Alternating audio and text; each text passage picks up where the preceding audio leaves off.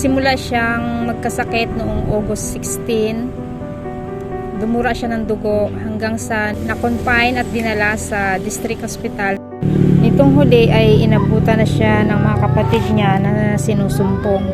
Kaya nagpa siya yung mga kapatid niya na doon muna kami makituloy sa kanila para may makakatuwang ako sa pag-asikaso sa mister ko. Mula nung magkasakit siya, palagi na kaming puyat. Yung umuugong ang kanyang tenga, yung ang tawag daw nila ay tinnitus, at yun ay yung parang namimingi siya at may kasama na ring vertigo, pananakit ng ulo.